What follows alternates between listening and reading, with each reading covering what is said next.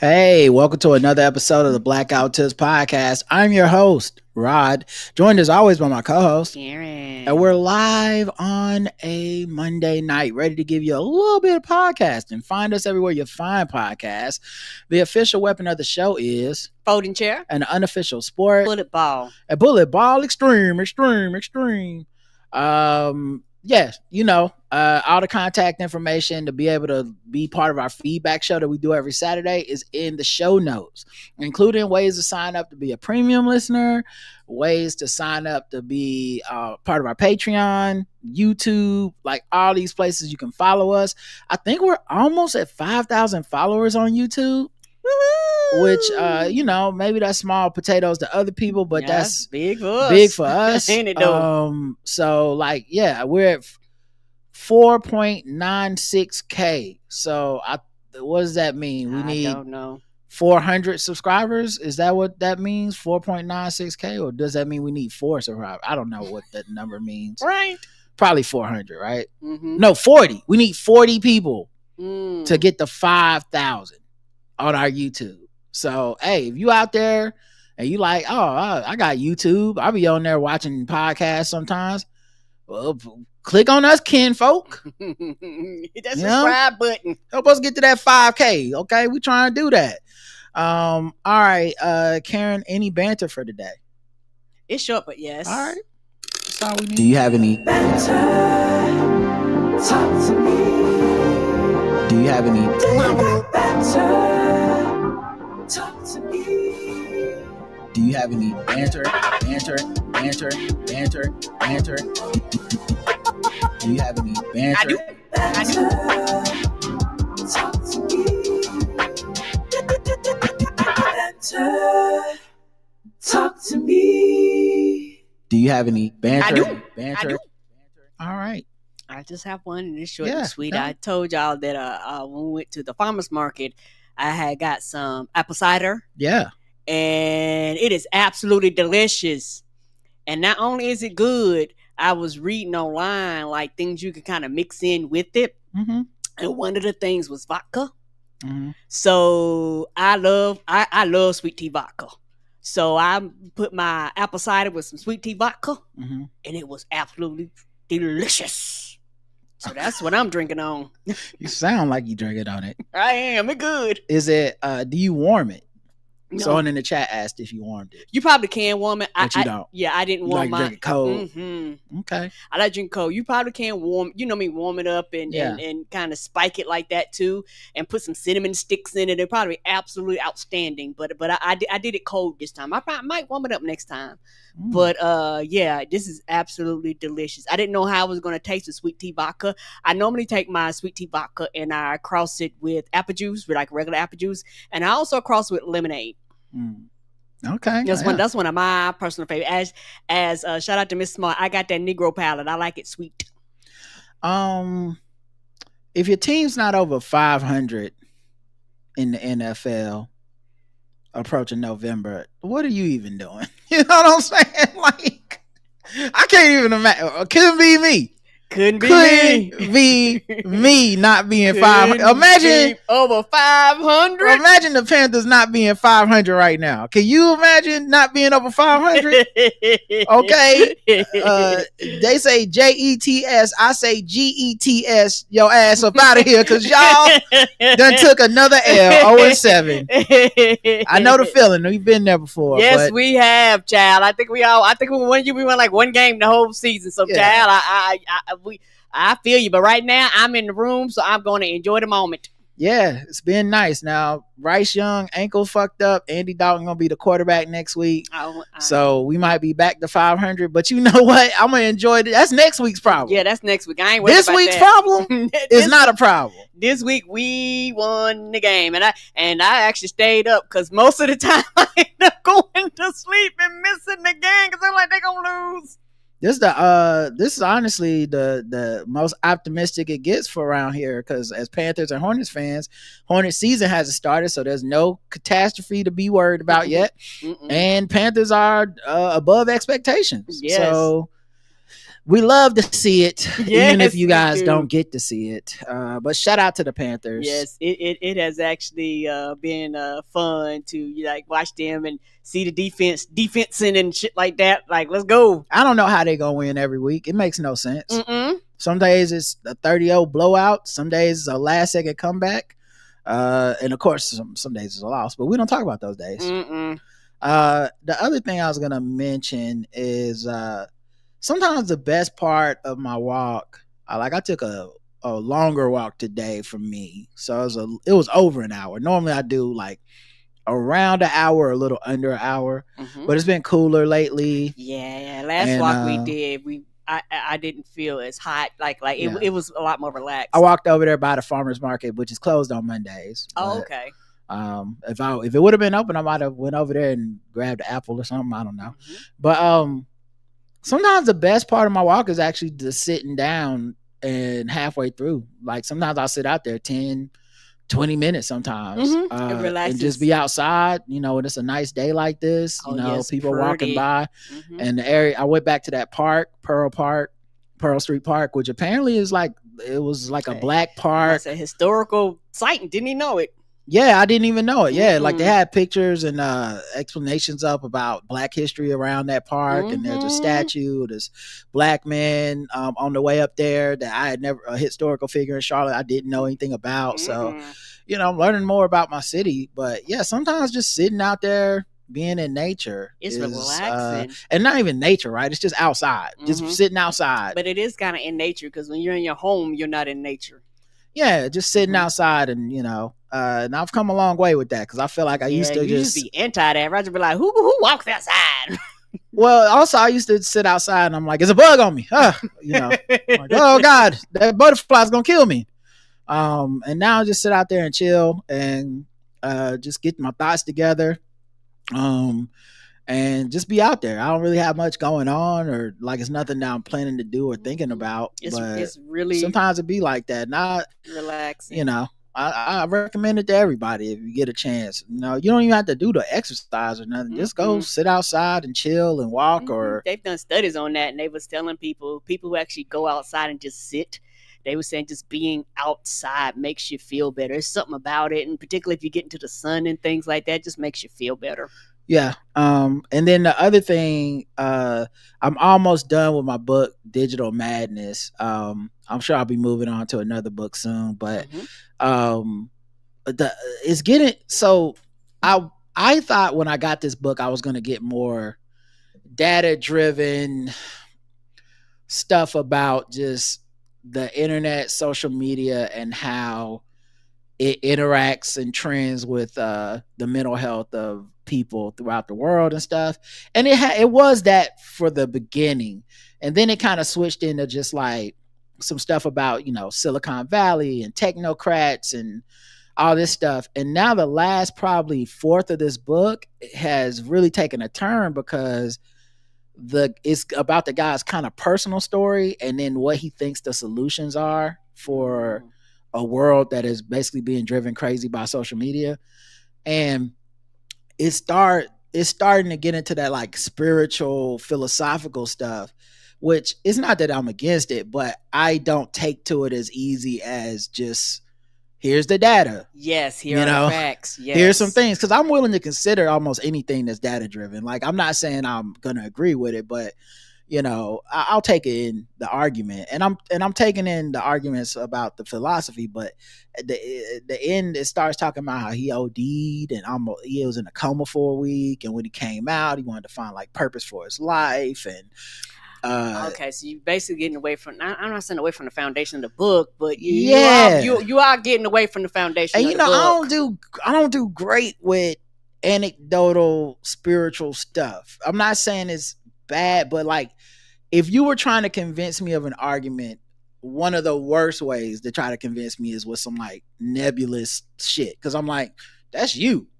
I don't know thing. That like, you're quoting all these philosophers and all that stuff, and that's cool, but that their philosophy doesn't necessarily mean that I buy their arguments over anything else that I'm seeing, Right. you know.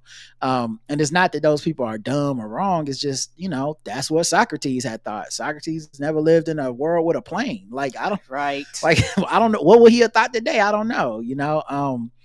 So the end is kind of losing me just because it's turning into so many like nebulous concepts. Although I do, because I've read so much of the book, I'm considering the argument. So, and I agree with a lot of it. Like, it's not like, oh, this is some bullshit. It's like, I agree with that, but I don't know that it proves a thing, you know?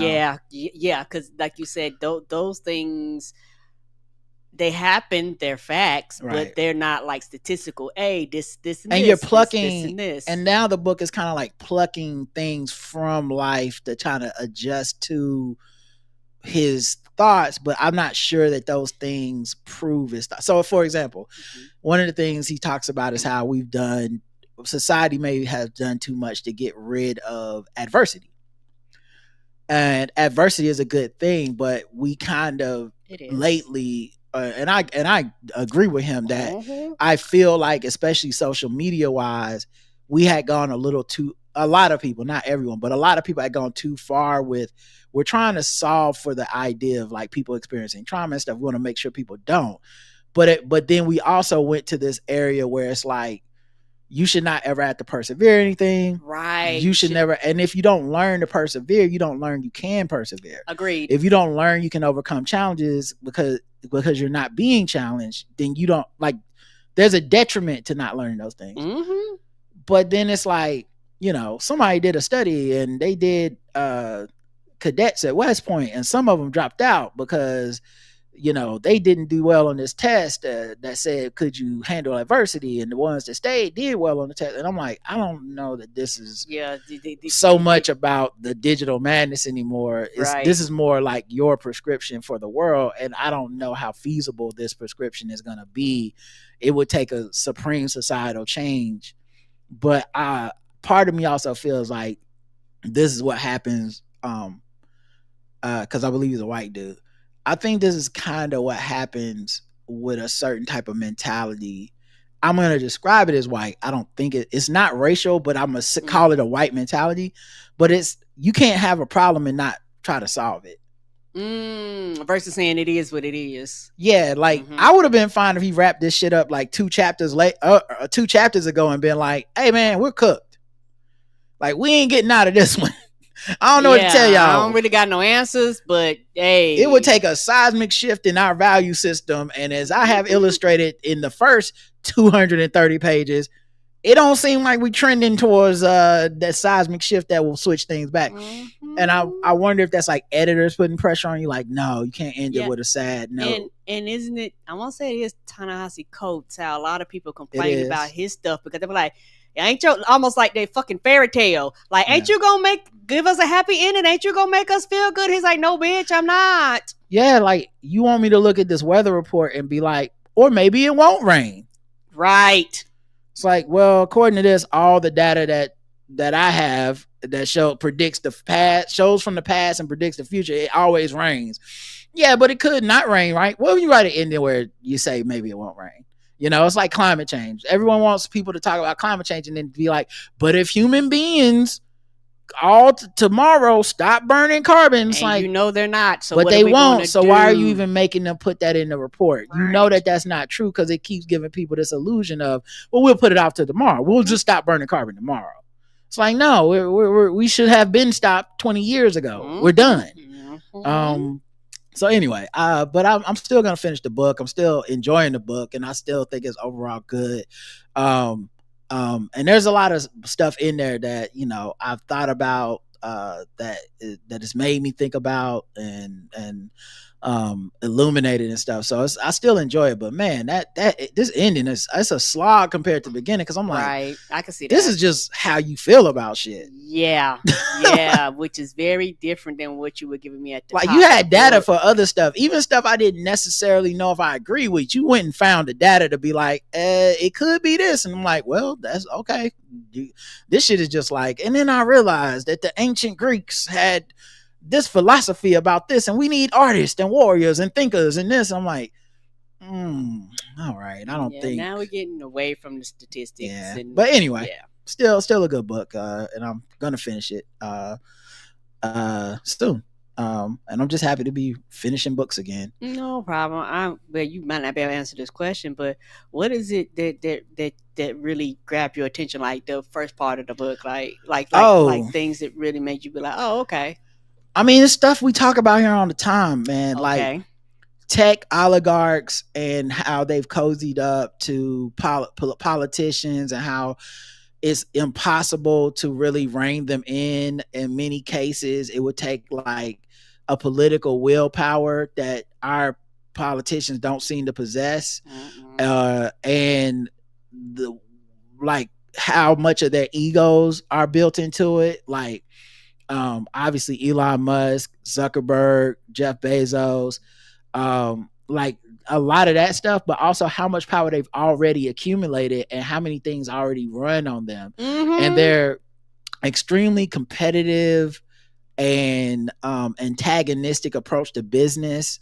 You know, it's Facebook not being able to compete with Instagram, so they buy Instagram and then make it suck. You know, a lot of companies do that. I can't stand that. Yeah, finding out, you know, how they have the ability to like switch elections and there's to change elections and influence them. And there's people that work there that were whistleblowers and people that work there that just got the whistle blown on them. Well, there's quotes of them saying that as much like, we can do this. We have done this. You know, there's obviously things about mental health and he cites studies and phenomena like suicidal ideation and things that where we think the internet could be helping, where it's turning out it could be harmful. Like it can be. Like there was a thing where people had Tourette's and they became like Tourette's influencers, but then psychologists and people that study that were like, obviously you can't diagnose or not diagnose somebody over the internet, but they were getting people who were having like copycat Tourette's and they couldn't figure out why. It's like people were just getting this out of nowhere. Kids, like young kids. It's like all these kids just are getting Tourette's. Like the Tourette's is not a contagious disease. It's not. Right. That's not what this is. It's a condition. And it turned out most of these kids were watching these influencers. And once they started like analyzing the numbers, where they could be like, okay, so this many kids came in with this sporadic Tourette's, and these kids all follow this Tourette's influencer. And even that Tourette's influencer, they would look at them and be like, oh, as they're blowing up, more and more Tourette's outbursts are happening because you need the content and you're just being encouraged. Maybe it's subconscious, maybe it's conscious. More than likely, I say subconscious, because this algorithm is encouraging. Put the phone in your face, record. Yes. You can't record and not be like nobody was tuning in for you to just talk normal. Stuff like that. Not something I wouldn't even have thought of. And so now you have these parents taking their kids to the hospital or a doctor and stuff, going, "Hey, what's wrong with my child?" Yeah, right. Even and like I said, some stuff is challenging, but I like reading challenging books. It's like Conflict Is Not Abuse. It was a very challenging read the first time I read it, and then I was like, no, that book was right, and I was being defensive about shit, and it was really now that I go back, I'm like, that she was on point. That older white lady has been around, she's experienced some things. Let me not disregard her logic just because the people around me are so disregarding of anything that, you know, goes against whatever they want to be true. Yeah, and sometimes whenever you hear things or read things or consume things that may actually be beneficial and enlighten you, sometimes you just might not be ready, or whatever the case may be. And then like you said, you come to it at a later time, you be like, okay, and it kind of hits a little differently. Yeah. And so I think everybody kind of, you know, goes through that. And a lot of times when you're in the middle of something or you're going through something or you not trying to funny, the reality, sometimes you don't want to change, so you don't want to hear it. I'm okay being challenged. Yeah. And that was something that, you know, at the time, the value system around me was like, all challenges are threats. You have to get rid of any challenges around you. That's not healthy. Everything should always be 100% supportive of you all the time. It's, I was talking to my mom today, and it was like, we were talking about, this AI stuff. And I was like, yeah, it's kind of like, I know people who talk to AI, not their AI. It's just AI. It's Chat GPT or something. Mm-hmm. It's got your information. Yes. But they talk to it like a friend. JJ Reddick does this thing where he talks to it an hour and a half every day. I've been hearing more people doing that. And the problem is, I don't believe it can truly challenge you like a friend. Nope. Now a friend is a human, and yes, there are some yes people out there that will just tell you yes, no matter what you do. But we all know that that's not really friendship. Mm-mm. But a friend hears you and they take you in. It's not your therapist. It's not really designed to. It's designed to just persuade you or to assuage your fears or whatever that word is. Anyway, my point being, a lot of social media and life has turned into that. Mm-hmm. And it leaves people, and he was breaking it down from like a scientific standpoint, but it leaves people with this feeling of boredom constantly, because you're not really meeting your needs. Mm-mm. And it's just becoming a salt lick where you just open the phone and you're licking the salt, and it's making you more thirsty. And you're licking the salt to taste something, and you're licking the salt. And next thing you know, you're just licking salt all day, right? Mm-hmm. And so we're looking for something to fulfill us, and that's why this last fourth of the book, I mean, it's very feely, it's very touchy-feely, because it's like I'm talking about what you can do to fulfill yourself. He's a therapist now, licensed therapist, and more like counselor for people that have addiction and stuff. And even he's like, therapy's not going to be the answer. And he's like, everyone keeps saying therapy, but therapy is turning into, and I've said this on the show, but it's turning into a paid friend. When people go on Twitter and tell you that therapist said, and it's some yes girl shit, it's kind of like, ooh, I don't know I don't know your, like, you put me in your business. I don't want to be, but I don't know that that's the goal of therapy. He's like, a therapist's goal should be for you not to keep going all the goddamn time. Like, unless you have some acute mental health issues, the goal is not for us to be buddies. The goal is to get you to a place where you're self-sufficient and you can handle the controversies and adversity of life, and you can move on and step firmly and know that life is going to challenge you, but you're going to be okay. You're going to make it. Mm-hmm. The goal is not for you to come here every week and cry and whine and for me to be like, the shoulder you cry on. Mm-hmm. I'm trying to build you up into something. And so he's like, it's hard because therapists are not incentivized to do that. How do they make money? They don't make money by healing you and then you don't come back. Or, make building you up enough that you stop. Right. They make money by you coming back. Yeah. And so, he's like, group therapy or group like work to him is better.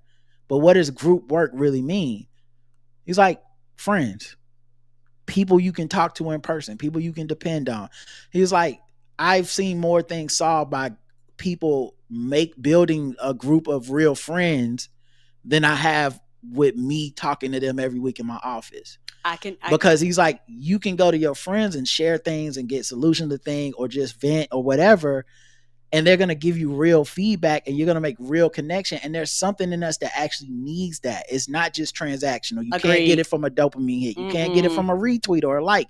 You actually going to need some people that exist more than virtually for you in some way, even if it's phone calls or whatever, but they're not a machine and they're not someone that just lives in an app. They're an actual human being that you think about and know in the 3-dimensional way. Stuff like that. Those things are very valid and they tie to the beginning of the book. So that's why I said, I'm not saying I'm going to finish the book and I'm not saying the end is bad. I'm saying but it kind of more nebulous than the beginning. Yeah, it kind of veers off. And to piggyback on what you were saying, something that I've just kind of just learned over life is big, and also because I'm an extrovert too, but just sitting and like talking to people that I'm like really, really close to, and everybody needs a place where they can be bare. And I've realized a lot of people, they don't have that. They don't have a place where they can be bare and be safe.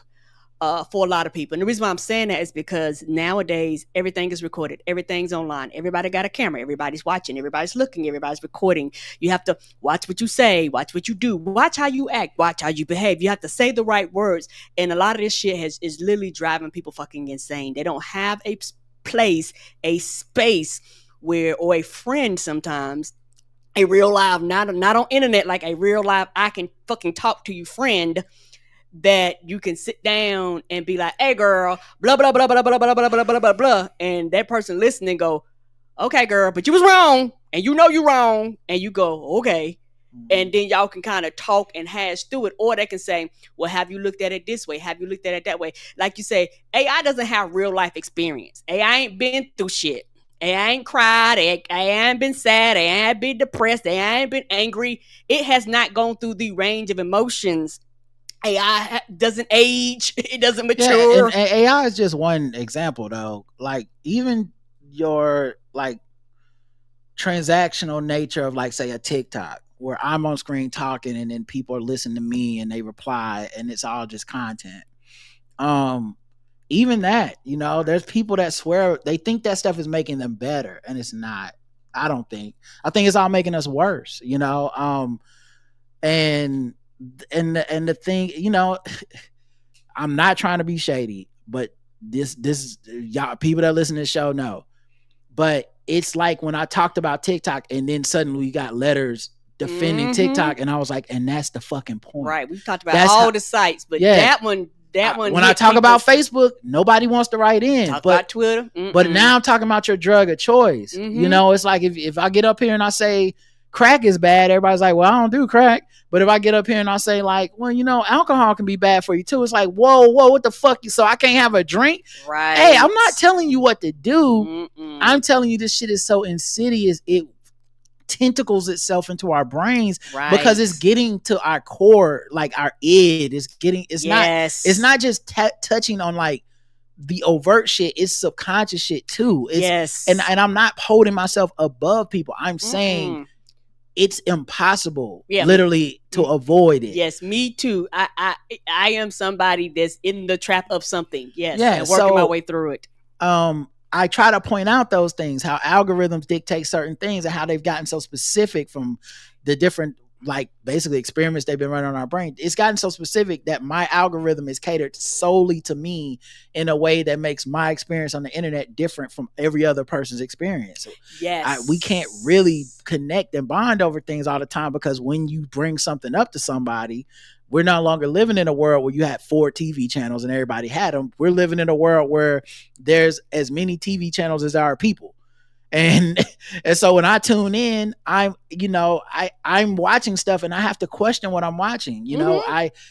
I think all of us should be questioning these things. I don't think any of us should take it at face value when you log on to something and the first thing you see and go, that's what everybody's saying and that's what everybody's talking about. I think you should go, I wonder. I'm not telling you it's not real, but you should go, I wonder. Like, is this story the biggest thing that's happening, or is this the thing that they know I'll stop scrolling on? True. And there is a difference between the two, but now the lines are so blurred and people think that their reality online is the only reality, which is not healthy. Because you have some people that's so far in the rabbit hole on the left and the right, it's almost like the other group don't exist, but it does. Like this quote, like I always save quotes from my reading on Kindle, and this is one of the early quotes. It's only on page 5. Indeed, research shows that empty, sedentary, addicting, isolating, and self-loathing lifestyle created by big tech drives depression and hopelessness. Yet, the more depressed and empty we feel, the more we're driven to escape those feelings with more of the digital drug that's driving the problem to begin with. A classic addiction catch-22. Round and round we go as big tech pockets to change every time we take a spin around our digital escapism. Like, I think, like I said, man, I've probably highlighted so many of these things and read so much of this stuff because I find it to be very true and affirming. And like I said, a lot of it is where, like, he'll have back. I'm not reading the whole book to y'all, but he'll have backup to be like, and this study did this or this. Talk to this expert about this and whatnot. And yeah, I really think it's a good book. But yeah, it's not what I thought it would be about specifically. It starts off about social media and mental health, and then it kind of turns into like who's running social media, which has a lot to do with why it's fucked up. Right. And then it kind of turns into like, what would the solutions be to try to fix this? And that's where I'm at right now. But yeah, I'm enjoying this book a lot. No problem. I thought I would just ask because, I was like, well, let me just ask since you were just talking about it in general. Yeah, nah. I don't mind. Like I said, I just didn't want to get. I am very fascinated. I don't know if the audience want to hear me talk about this for 2 hours and read every quote, because I could read every fucking quote because I think it's just that goddamn good of a topic. And I will be reading more books about this because I really want to see more than just my feelings on something and more than my intuition. I like when people kind of prove things, or at least, and that's another problem with the internet and social media. It's so new-ish that some, like even his solutions, I think part of the reason that it's losing me a little bit is that the solutions haven't been proven to work yet because we haven't really had a chance to try them yet. Right. Like one of the things he talked about near the end for solutions was as an addiction counselor, he was like, people go to rehab, people go to addiction counseling, and like the findings are somewhere between 5% at the lowest and 20% at the highest are people that will take the counseling or leave rehab and not do drugs for a year, not the rest of their life, a year. Okay. So that's not a high rate of success.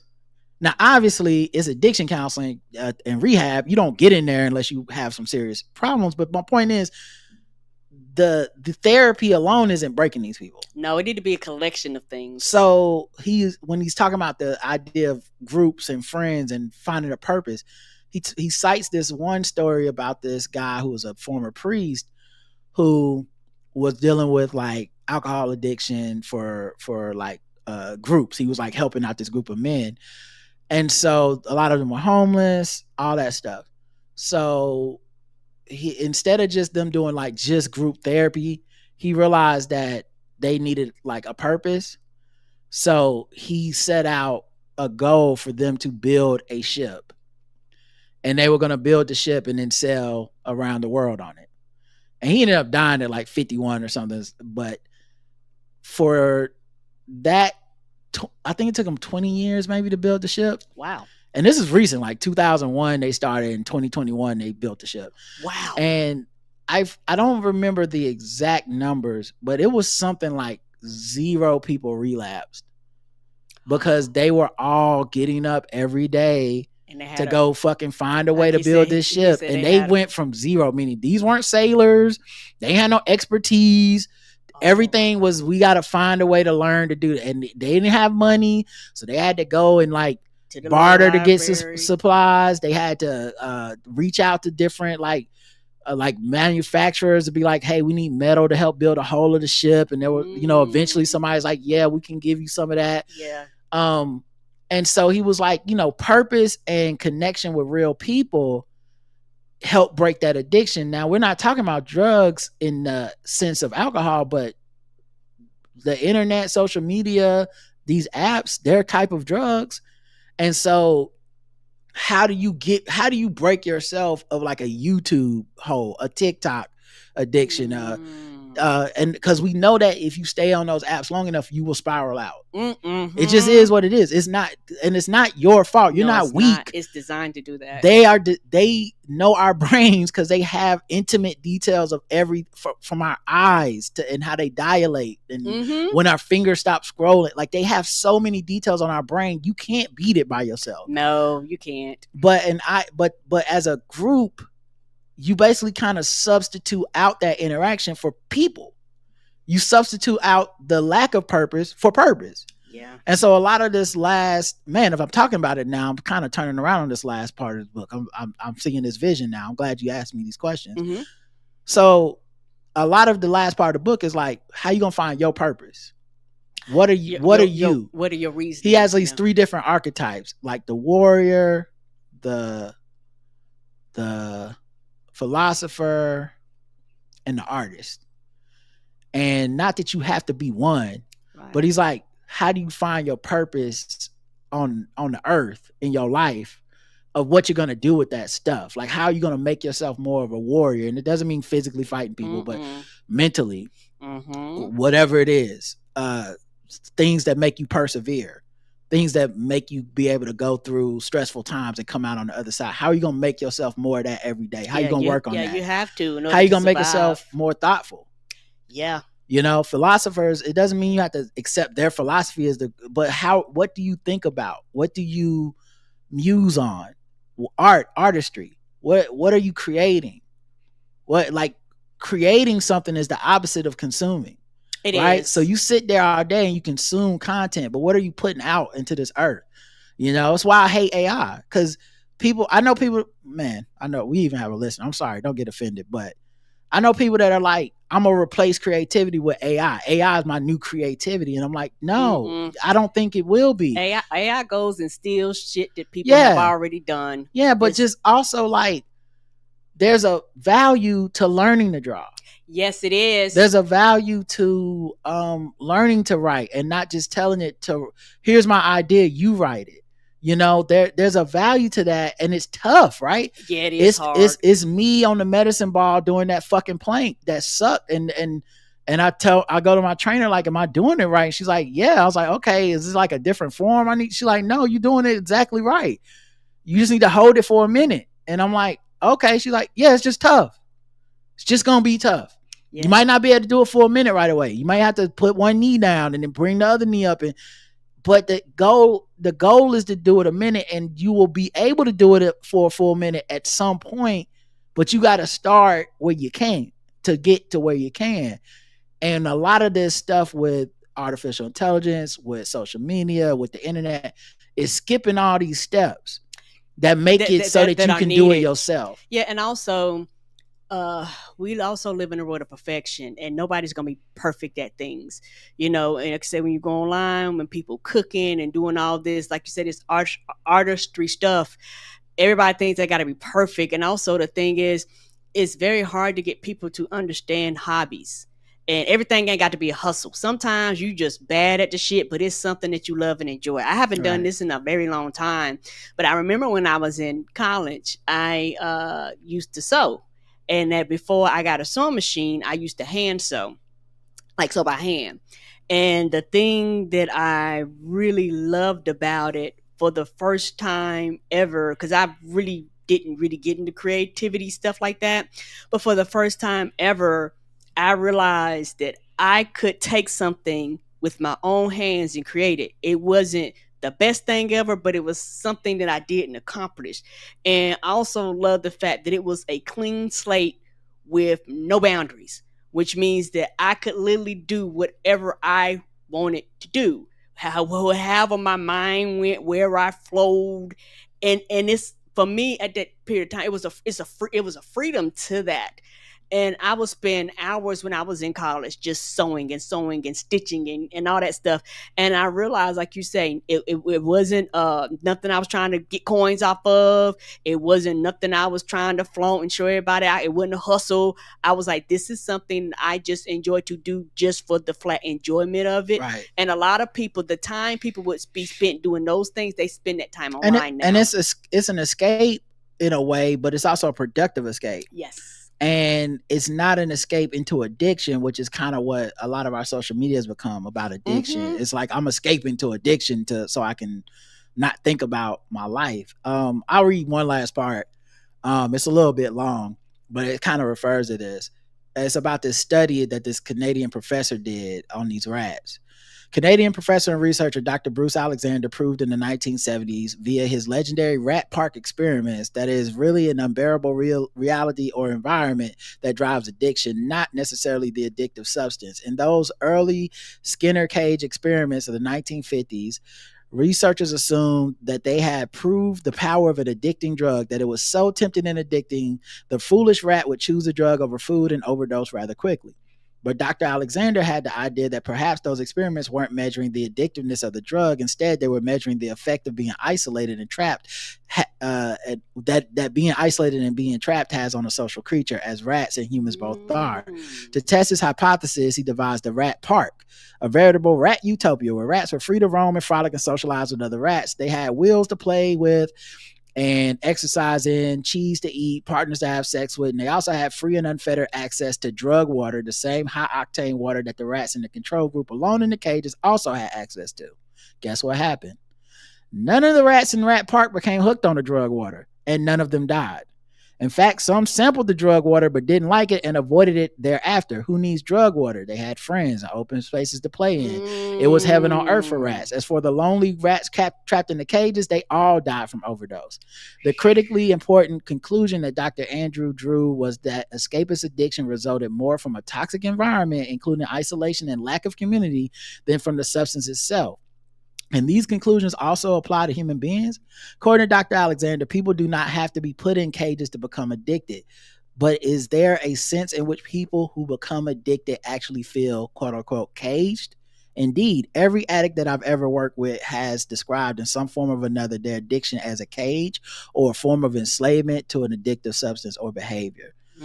And I wonder how much of the like ennui or boredom or restlessness or whatever people feel, the sadness, is from the idea of us feeling trapped in society by things that are bigger than us. Like, yes, things that are much larger than us. You know, stuff like, you know, who's the president, the politics, the hopelessness of capitalism and consumerism, things becoming so much more expensive, and so now you can't have kids, you don't buy a house, you're not able to travel, and so where can you go? You can travel to TikTok, you can travel to Twitter, you can travel to Facebook and Instagram, you can watch other people's travels on YouTube. Like how much of our addiction to the escapism is driven by the need to escape because life feels like a cage.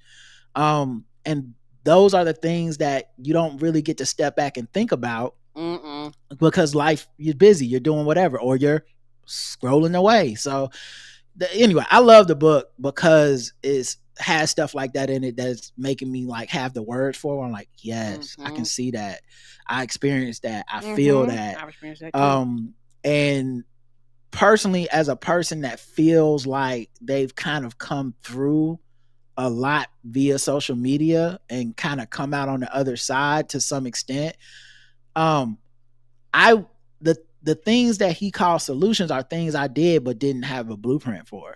Yeah. So like me finding my friend group that I've talked to all the time, almost on a daily basis, and now at this point it's a few groups of friends, but and being like so I'm not running to tweet that thing as much as I'm going to the chat like, hey, what y'all think about this? That shit it really did change. Like I don't have nearly the same amount of anxiety I had. It's not even close. I don't have I used to throw up sometimes, you know. I used to throw up around certain people and being in certain groups and stuff, and then it just stopped one day. I like the self-esteem issues that I was dealing with, I don't feel like I'm dealing with them anymore. I'm not saying I walk around like cock of the walk, but I don't feel like I'm a piece of shit. You know what I mean? So like, I do think those things are relevant and real. And so reading this kind of is like, it's affirming in some ways, because I'm like, okay, yes, I was experiencing these things. I was feeling these things, and I felt isolated amongst myself, but I wouldn't have called myself isolated. But going back and looking at I'm like, oh yeah, because what the fuck is running to Twitter with a thought different than, you know, like basically running to nobody almost. You know what I mean? So yeah, and it's one of the things I feel you like over the years I've made my own because it's like a personal journey when it comes to like social media and how you interact with it because it's very personalized. And I know for me, I've made adjustments over the years, and like I know for me, periodically, depend on what's going on, particularly on the weekends. Sometimes I'll just chill and really don't go online.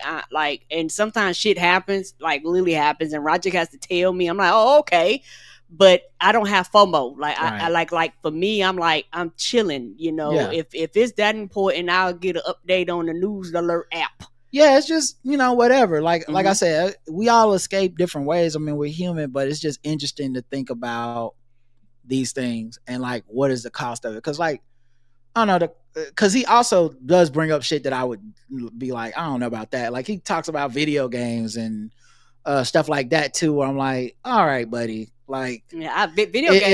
Unless you're playing video games and it's making you want to kill somebody, I take a motherfucker playing too many video games over you know, a motherfucker that's on 4chan or whatever. But obviously, that's the truth. Obviously, there's some overlap and it can be a gateway. But like, he wasn't really proving the science on the video games thing. There's certain things where he just kind of questions, but there's no definitive thing. But you can't deny that there's connections and correlations. But I don't know if the causality is there for like in these video games. Like it probably is there for a certain type of person, but I don't know if it was like particularly if you probably go on like message boards or you do once you get into online stuff. Yeah, once you get into that, it's even more than just the video games. And that is kind of what he gets into. Yeah, but like the idea of like Karen played farm together all weekend. Well, she's gonna be fucked up antisocial. It's like I don't know if that's true. No, me playing hours of Paper Mario ain't gonna hurt nobody. Yeah. All right, man, that was a lot longer than I thought it would be. Jesus Christ, 46 minutes. That was a great conversation. I enjoyed talking to you. I know. I'm just really thinking about the capitalism of where we want to put these fucking commercials. Not the capitalism. Y'all about to get some more mid sentence. I'm sorry, y'all. Mid sentence, we're gonna be talking. Hey, y'all. Oop. Yeah, I got shit. Be right back. I got shit to do tonight, so I can't. Unfortunately, I can't just be like, I'll just keep going and make 12 segments. I'm sorry, everybody. It's gonna be the middle. It's one of these talky episodes. We just the talking. I try to get to some. Let's do some segments real quick. Let's do some fucking with black people. Come right back. Fucking with black people. Fucking with black people. Fucking with black people. Fucking with black people. All right, fucking with black people. Go around the globe, find different articles, let you know how much we feel fucked with as people. Of course, it can vary depending on what's going on. Clearly I put this one in the wrong folder. I don't know why. That shouldn't even be there. That's on me. Open AI and the King estate. And by King estate, I mean the estate of Dr. Martin Luther King Jr. Okay. They have partnered to protect Dr. Martin Luther King Jr.'s image and likeness. Yeah, because the AI shit, that's why I say this bullshit, they just be doing any and everything. Yeah, there's no guardrails to it, really. And basically, the outrage that was generated by people using the AI image generators and video generators to create MLK in disrespectful depictions. Like, here's him smoking weed. Here's him at a wrestling event. So I guess enough people were outraged that the people from OpenAI was like, okay, we're not going to let people do that anymore. You shouldn't have allowed it in the first place. Statement from OpenAI and the King estate. The estate of Martin Luther King Jr., Inc., and OpenAI have worked together to address how Dr. Martin Luther King Jr.'s likeness is represented in Sora generation. Some users generated disrespectful depictions of Dr. King's image. So as King Inc.'s request, OpenAI has paused generations depicting Dr. King as it strengthens guardrails for historical figures. While there are strong free speech interests in depicting historical figures, OpenAI believes public figures and their families should ultimately have control over how their likeness is used. Right. Authorized representatives or estate owners can request that their likeness not be used in Sora cameos. OpenAI thanks Dr. Bernice A. King for reaching out on behalf of King Inc. and John Hope Bryan and the AI Ethics Council for creating space for conversations like this. I think this is interesting. One, you blinked. Because you were getting ready to get a lawsuit. Well, you blink meaning why wouldn't everyone be able to challenge you using their why can't Taylor Swift be like, no, right, for no reason can you use me, not just the sex shit, just I don't want AI recreating me, period. Right. Why somebody gotta reach? Why is the default we get to violate this until you reach out and go, hey, we don't want James Earl Jones pulling his dick out or whatever the fuck. And the money got to talk, because it ain't like a regular person may have done this and y'all were like, fuck y'all. And it's the estate of Martin Luther King Jr. Inc. Meaning it wasn't just Bernice King saying, hey, can y'all stop? It's some actual incorporation shit. And I'm telling y'all, the thing that's gonna fuck up AI is not gonna be people individually. It's gonna be when these corporations that have lawyers and money start being like, you can't use Disney shit in your AI. It's not open source. It's not for everybody. Right. We have copyrights. Right. But you want to use it for your writers. Get the fuck out of here. You using Mickey Mouse to do like a praise Hitler salute or some shit. Now we got to sue you. Mm-hmm. And no, they not going to want that smoke. Us, they don't care about us as people. They can make me do anything they want because they know I don't have the resources to truly challenge them. I can just ask them to stop and hope enough people publicly get upset about it. But more than likely, it's nothing I'm going to be able to do. But like, you know, MLK apparently is still a dividing line for some people. They'll stand for that. But yeah, these images were, I mean, to me, they were very disrespectful. They were brutal. I haven't seen them. Yeah, it's just shit, him smoking weed. Okay. Yeah, it's just shit he wouldn't be doing. Agreed. It's like those fucking those Martin Luther King Jr. parties flyers coming to life. Coming to life, ain't that the truth? Anyway, 0 to 100, Karen.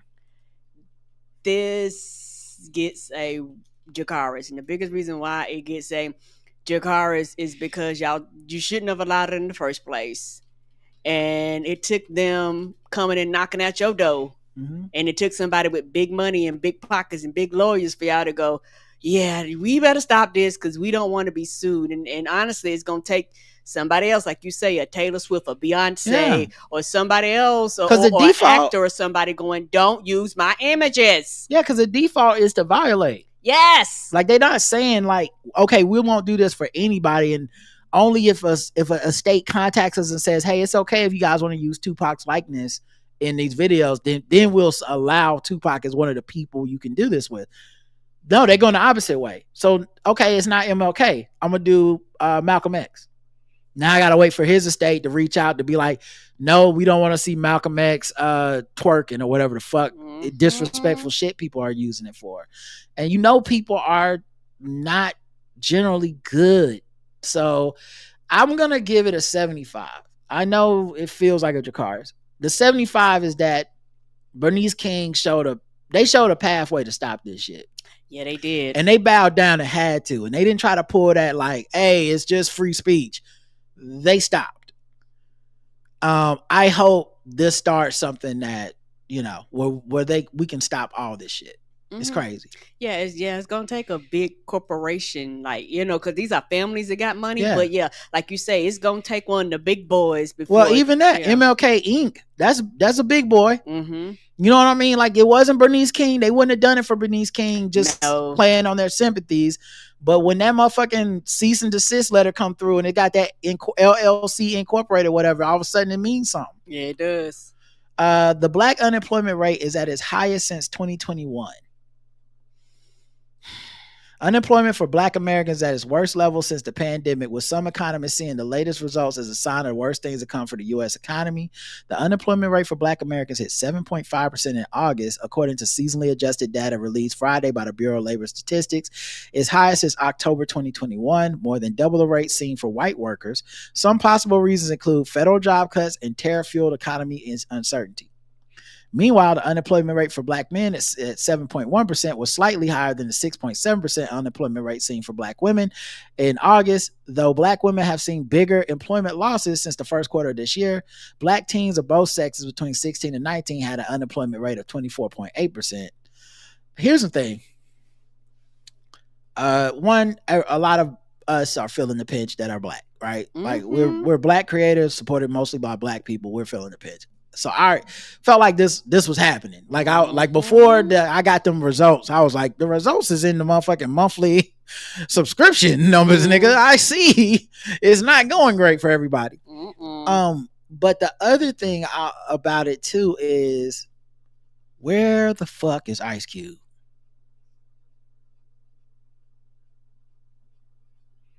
Where my platinum playing niggas? Where Killer Mike? Where we at, y'all? Where all my give Trump a chance Dave Chappelle niggas at? Where my Democrats ain't never done nothing for Black folk people at? Where y'all at? Name one thing Joe Biden done. Where y'all at?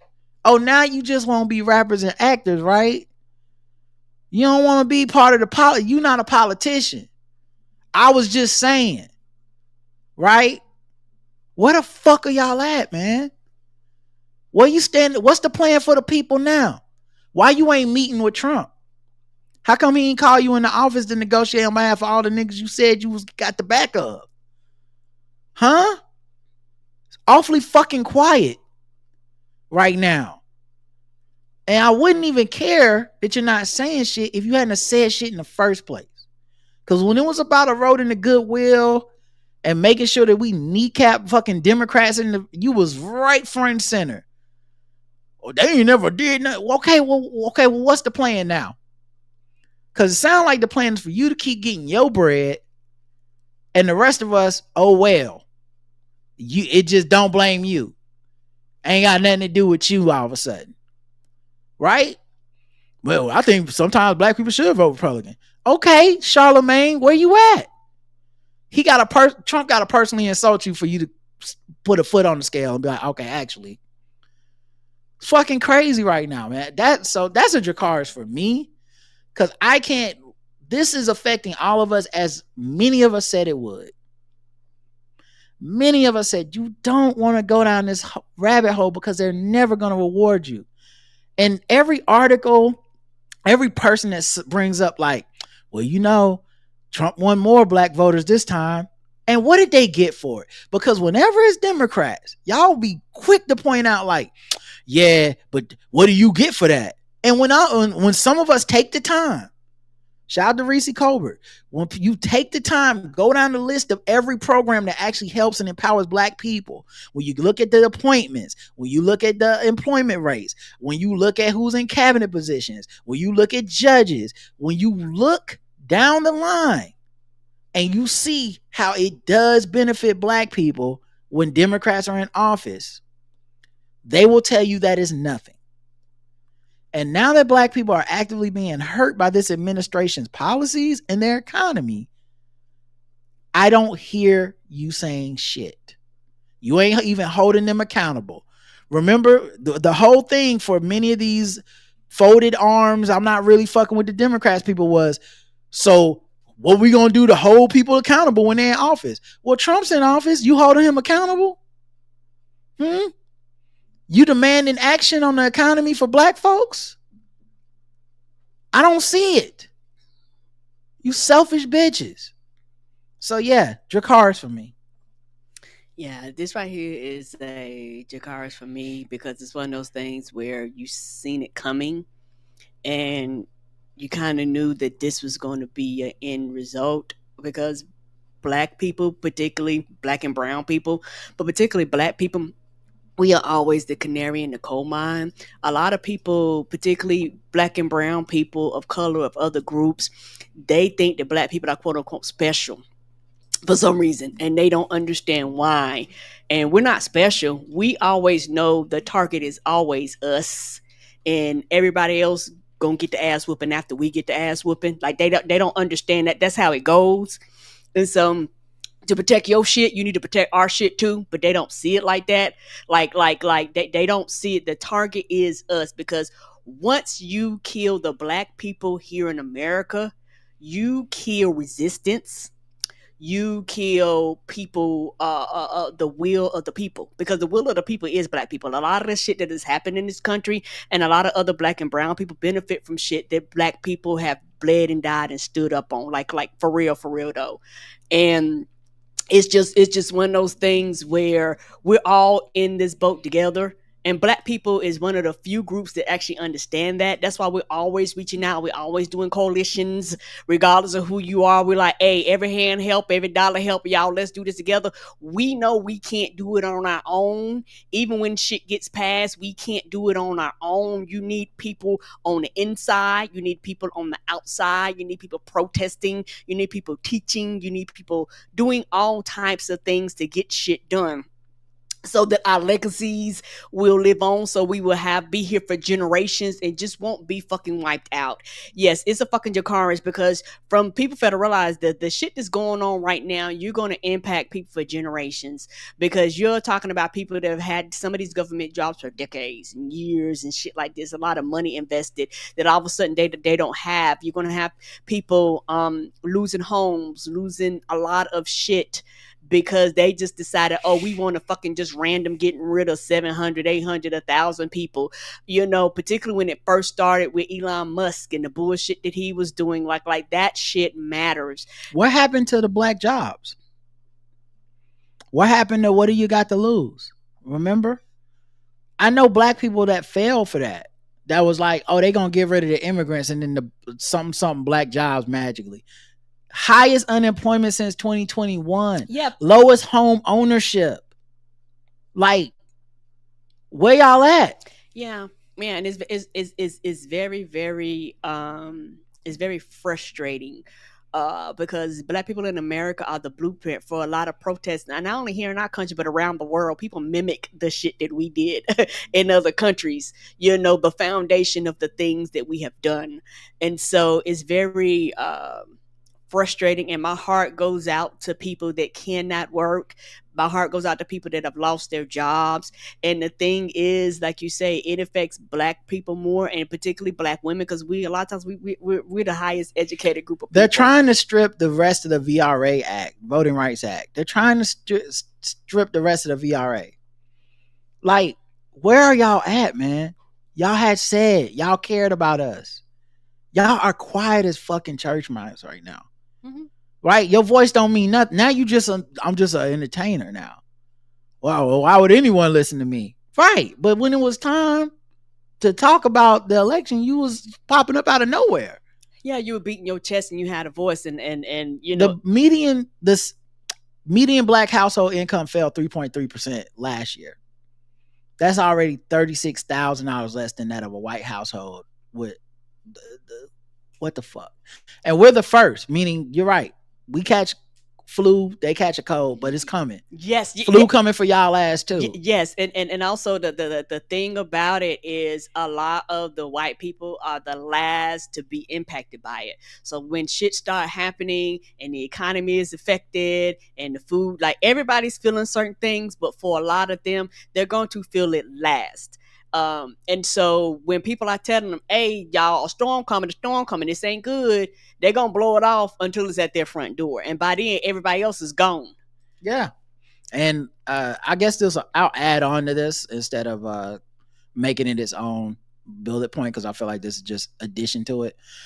The Department of Education cancels HBCU grants. Education Department pulls $350 million from minority serving programs. Mm-hmm. And where y'all at? And where the Trump checks?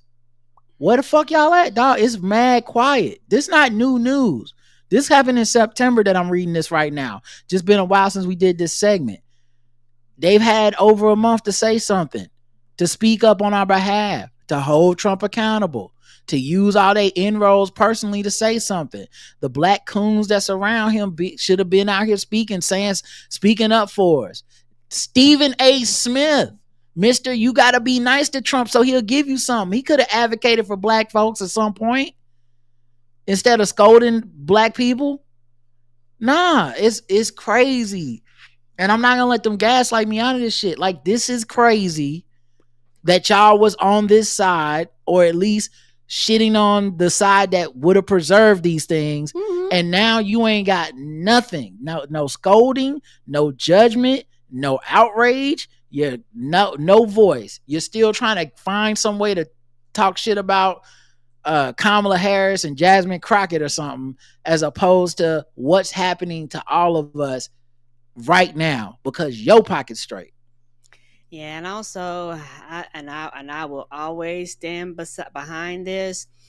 When Trump first got elected and them HBCU presidents had to go up there and motherfuckers lost their goddamn minds, and I was like, hey dog, they have to do this for the longevity of HBCUs. They can't not go up there because he's so goddamn petty, and they know it. Snoop Dogg dancing for these niggas. I'm sorry, I know they ain't got nothing to do with what you're saying. Oh, no problem. but it's frustrating though. Yeah, I'm just mad, man. It's very frustrating though.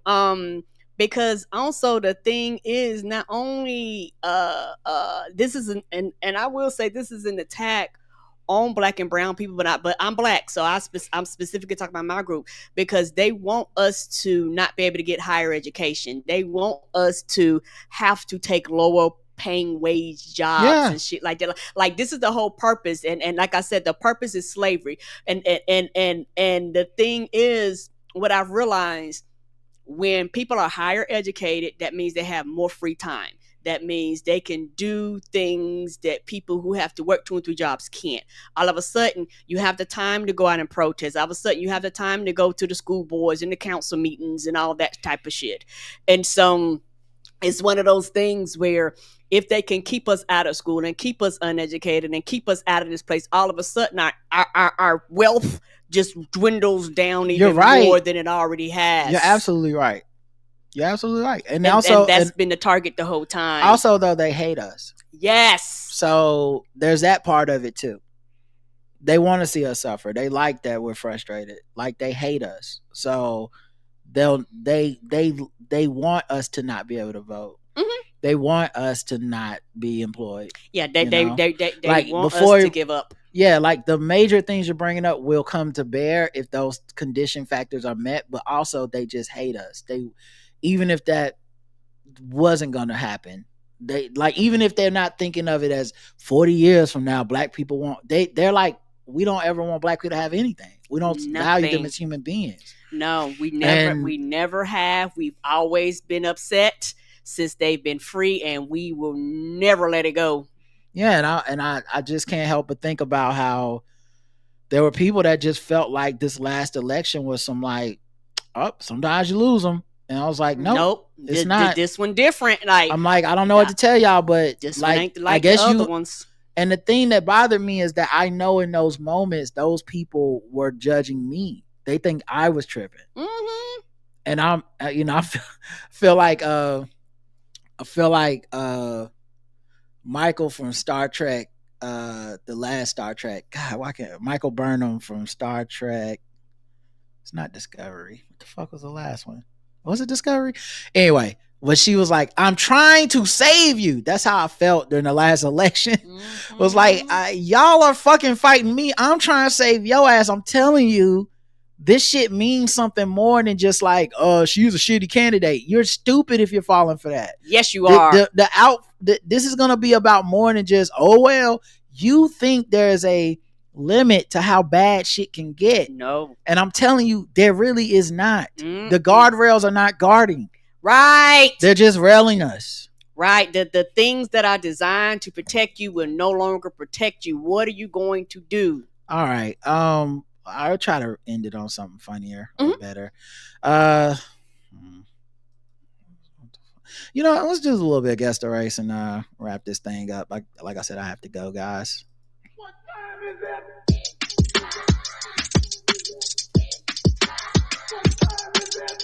It's time to guess the race. It's time to guess the race. It's time to guess the race. It's time to guess the race. Ooh, them first couple commercial breaks, they gonna be like, what? They're gonna be like, what's happening? Let's see. Go with this one. Spirit Halloween security guard kills man accused of stealing items worth less than $90.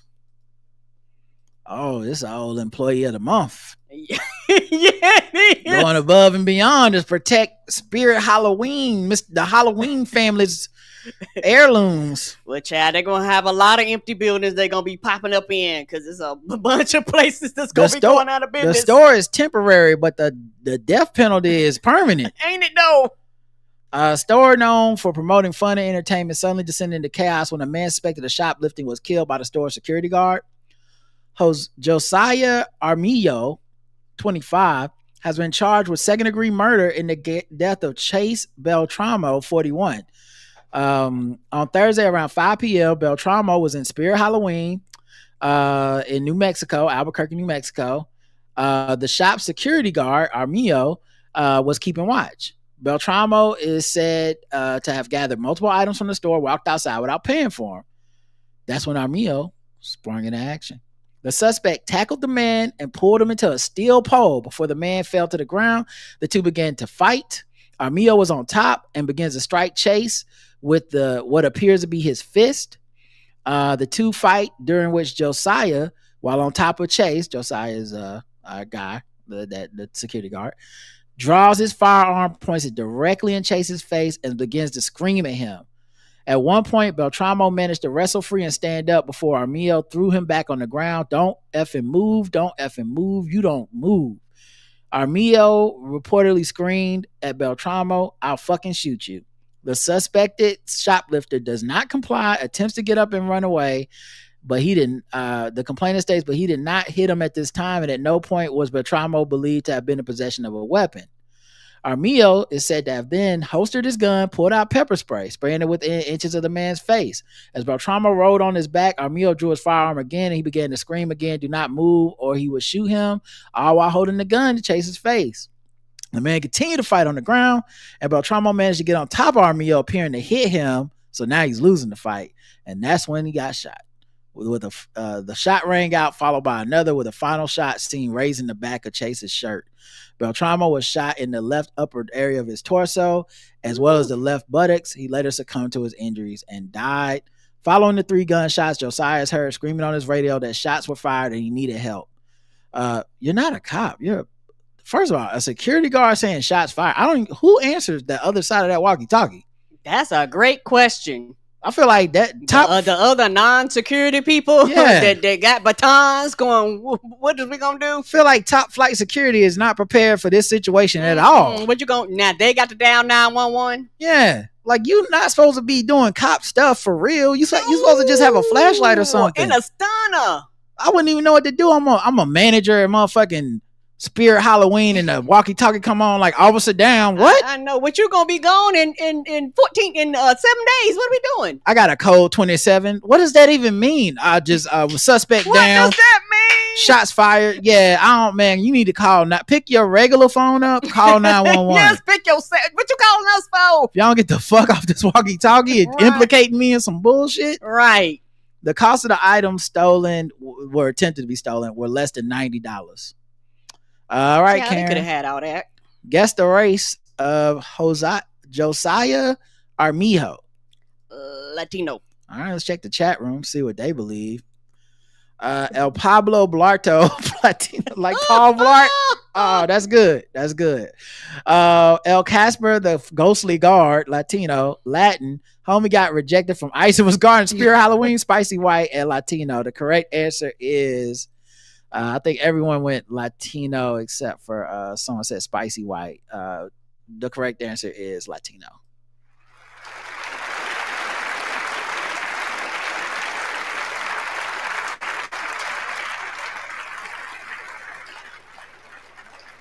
And somebody said spicy white.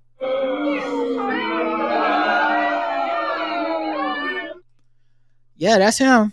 Man, I guess now it's the Holy Spirit Halloween store. We're going to the great beyond. It is. I guess God needed a shoplifter in heaven. All right, let's go to the next one. Karen's 1 for 1 so far. Let's see what else she got. A man trying to hawk a Rolex shoots a woman while attempting to show off a gun. A lot of stuff happening in this crime. A Florida man who was drinking champagne and conversing with friends in his Miami Beach condo ended up shooting one of them while attempting to show off a Rolex and a pistol he had in his possession. Oh. Leonardo Emescua, 52, is charged with culpable negligence and tampering with evidence in connection with the summer shooting incident. Video obtained this week by local Fox affiliate WSVN allegedly shows Emescua trying to hawk his luxury Rolex, watching the early morning hours of July 19th after meeting up with the female victim at a local bar that she co-owns in Miami Beach and eating dinner with her. So this was like a date or something. I don't know. Maybe they are friends, because I feel like on a date trying to sell your Rolex is not giving. It's not giving what you think it's giving. As the night continued, the two of them met up with one of the victim's friends and the pal's husband at a Mesco condo inside. Okay, so it is friends, I guess. Mescua's condo inside Mirador Apartments at 3 a.m. After 3 a.m. Shit. Police say in the criminal complaint, which was viewed by the Law and Crime on Wednesday, Emescua, who was allegedly intoxicated, was talking about selling the watch, which he decided to show off a pistol he owns as well. What? See, now I feel like you robbing me. Like, you better buy this watch. Right. It's like the time me and my brother was walking to Wendy's behind McDonald's, and this homeless man came out of the woods, out of the bushes, and was like, "Hey, you boys want to buy a knife?" And I'm like, "Is this nigga robbing us?" I don't know. What? Like, you asking little kids if they want to buy a knife? He's like, "It's a good knife." What the fuck I'm gonna do with it, sir? I'm Dennis the Menace. Are you just robbing us of our McMill money? Because just take the money. I don't take the money. I have to go back and tell grandma money got stolen. And my brother, we was little at the time. My brother was considering it. Like, well, how much? I was like, no, nigga, get the fuck out of here. We ain't doing how much? Shit. Man, stab us back. And my mom gonna be like, shouldn't have let y'all walk to McDonald's. Right. Anyway, but yeah, he was intoxicated. I know what that watch is. A man could be heard saying on the video. If it's real, $150 minimum. Another man allegedly says $150. It's a Rolex, ain't it? Like $150K or something? Yeah. I don't know. I hope you mean it's a K behind that, yeah. Not 150.00. The group was drinking champagne in the kitchen, looking at the watch when Emescua said he had something cool to show him. Oh, God. He went into his bedroom, into the kitchen with what the guest described as a silver and black firearm. Suddenly, the firearm went off, and the friend noticed the victim was shot. The friend left the apartment with her husband and the victim. Once they were away from the defendant and called the police. Cops say they arrived at the scene around 7:30 a.m. Oh, well, take your time. And found Emescua locked inside his condo, refusing to come out. Miami Beach police officers knocked on his apartment door for 30 minutes, requesting come to the door. Then they had SWAT they requested them to assist, and he had surrendered around 8:05 a.m. Investigators spoke to the female friend's husband about what happened. He said he very adamantly stated that it was very negligent and reckless of Emescua to handle a firearm while being intoxicated. The husband took the firearm away from Emescua and threw it toward the front door. The friend can be heard on the video obtained by WSVN describing what she remembers seeing that night. Blood, blood, blood, blood. He's scheduled to go to trial October 23rd. Karen? Guess the race of Mr. Leonardo Emescua. I'm going to go white. Karen's going white. Let's check the chat room, see what they believe. Yeah, that's crazy. Like, you're already, first of all, no, I don't want to buy your Rolex. Second of all, a gun is something cool. Want to see something cool, man? They must have been drunk as skunks. African, Cuban B, traveling Cuban pawn shop Latino. His panic. The correct answer is Karen went with white. You got it wrong. He's Hispanic.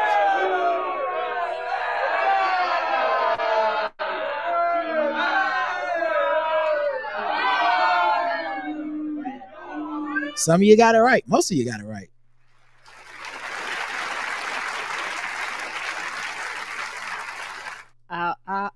I'll take that one because that was a lot of white ass crimes being locked up for 30 minutes. They got to go and get people. That was a lot. Like I was like, you was floating, buddy.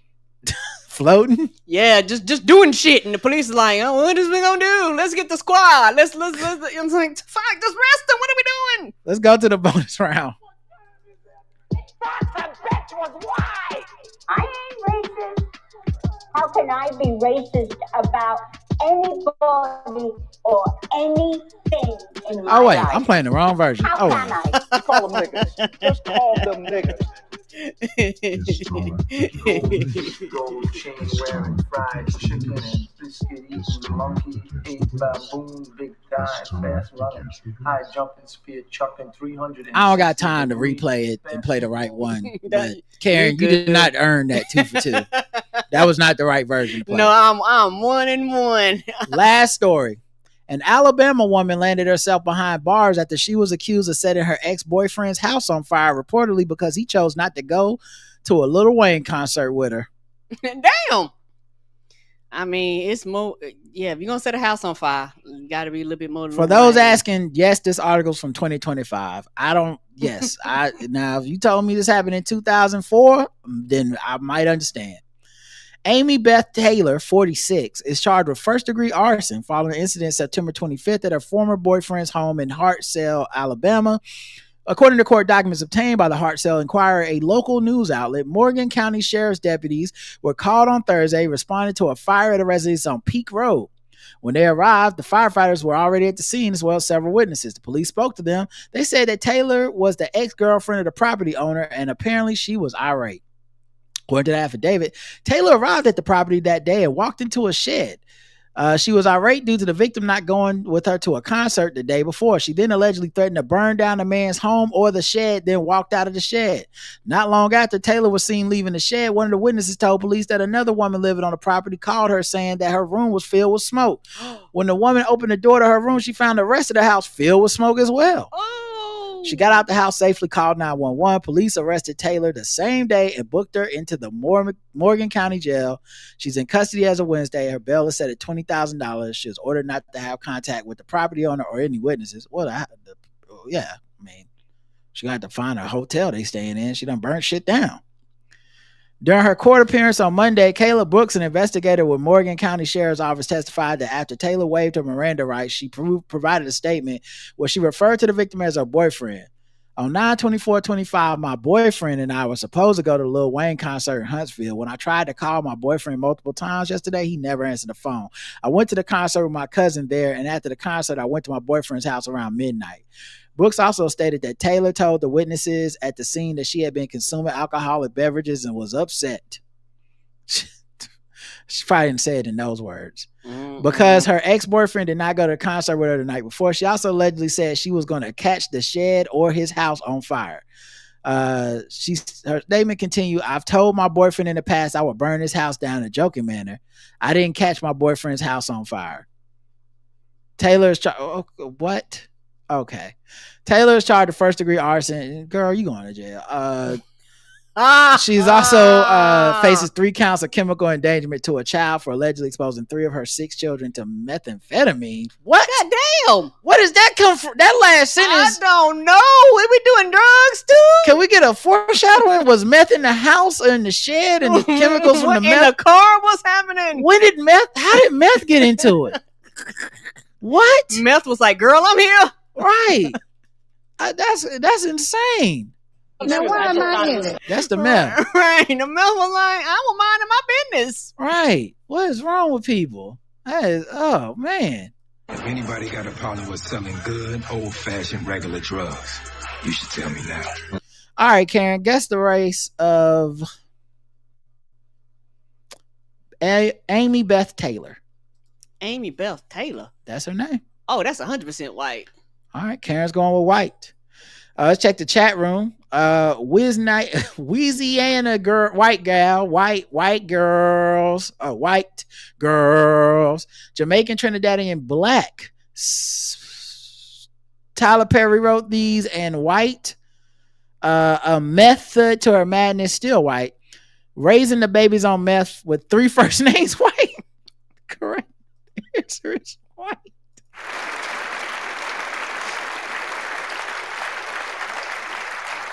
Yeah, she did have 3 first names. Yeah, I didn't even think about it, but yeah, it's like Amy Beth Taylor or some shit. Yeah, that's 3 white girl names. Right 3 now. of the whitest. That's why I was like, I would be shocked if this is a black person. And somebody said black, but I don't. They must have been joking.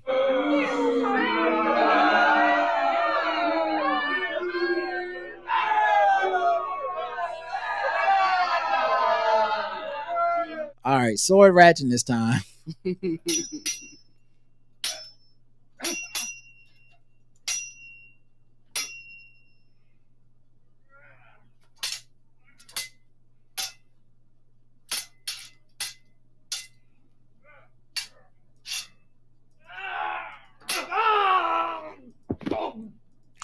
An Oregon man attacked a person with a sword before punching girlfriend in the face. Oh, right. A Corvallis man was arrested Saturday after assaulting someone with a katana. According to the police, officers responded to a home after reports of an assault. When they arrived, officials said they learned the 29-year-old Seth Amos Grace was at his home drinking with his girlfriend and the victim when Grace assaulted the victim with a katana, seriously injuring their leg. Police also said they learned that earlier that day, while walking to the store to buy more alcohol, he had punched his girlfriend in the face, breaking her nose. Damn. Why does he even have access to a sword? This is a dangerous man. Yes, it is. Grace was taken into custody, is facing several charges, including first-degree attempted assault, second-degree assault, unlawful use of a weapon, and fourth-degree assault. The victim and Grace's girlfriend were both taken to a nearby hospital for treatment. Woo. Get him off the streets and take his sword with you. Please. All right, y'all. That's it for today's show. We'll be back throughout the week. No show Wednesday for sure.